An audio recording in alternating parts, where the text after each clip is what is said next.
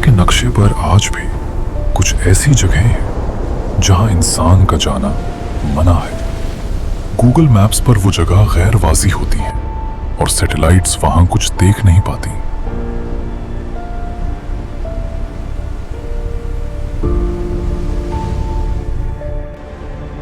हजारों साल पहले एक बादशाह ने अल्लाह के हुक्म से एक ऐसी दीवार तामीर की थी जो आज भी खड़ी है।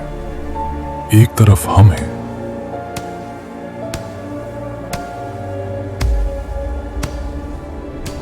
और दूसरी तरफ वो मखलूक जो अगर आज बाहर आ गई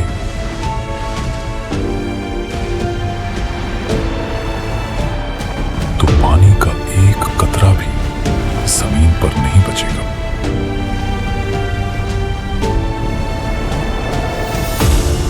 वो कौन थे? वो दीवार कहां है? और सबसे बड़ा सवाल, जुल्करनैन ने उस दीवार में ऐसा किया बुलाया था कि आज की जदीद टेक्नोलॉजी भी उसे ढूंढ नहीं सकती। आज हम इस सफर पर चलेंगे जहां से ये सब शुरू हुआ। कुरान उन्हें जुल्करनैन कहता है, सींगों वाला या दो किरणों का मालिक। वो सिर्फ एक बादशाह नहीं थे, वो एक इंजीनियर, एक एक्सप्लोरर और अल्लाह के खास बंदे थे। उन्होंने मगरिब का सफर किया, यहां तक कि वो उस जगह पहुंच गए जहां सूरज एक कतले पानी में डूबा हुआ लगा। फिर वो मशरिक गए।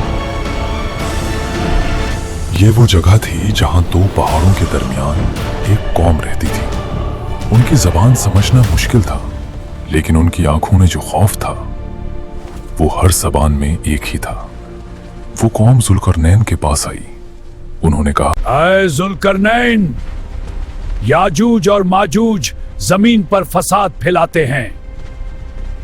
वो हमारी फसलें खा जाते हैं, हमारे जानवर मार देते हैं और हमारे बच्चों को भी नहीं छोड़ते। ये कोई मामूली दुश्मन नहीं था।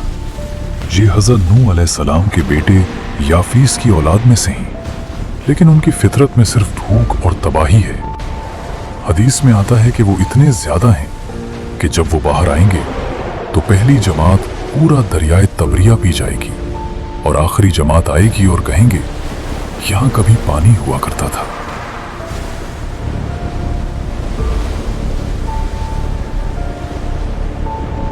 लोगों ने जुल्करनैन को पैसों की पेशकश की।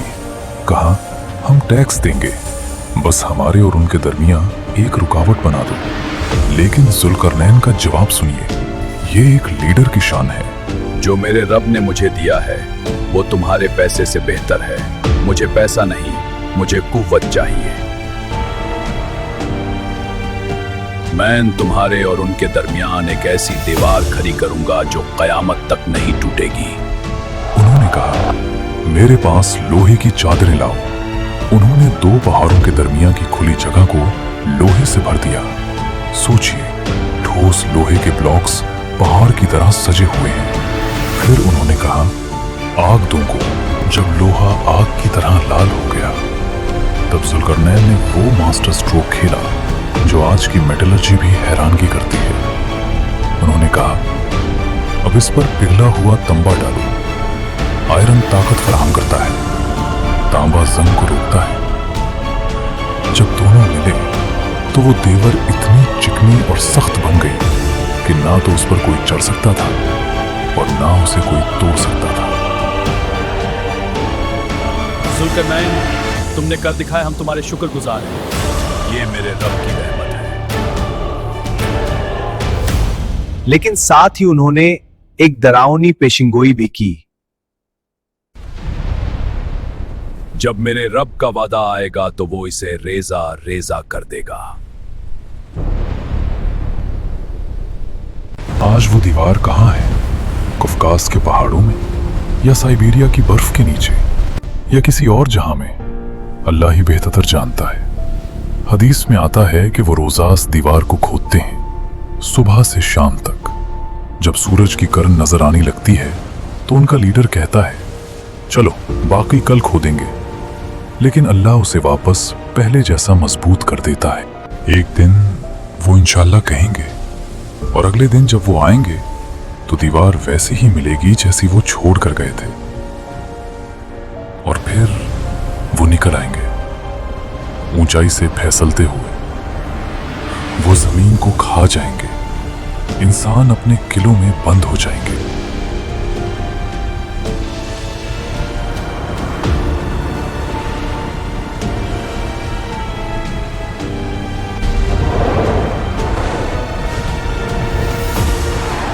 ये वो वक्त होगा जब ईसा अलैहिस्सलाम भी उनसे लड़ने की बजाय अल्लाह से दुआ करेंगे, क्योंकि उन्हें कोई इंसानी ताकत नहीं रोक सकती।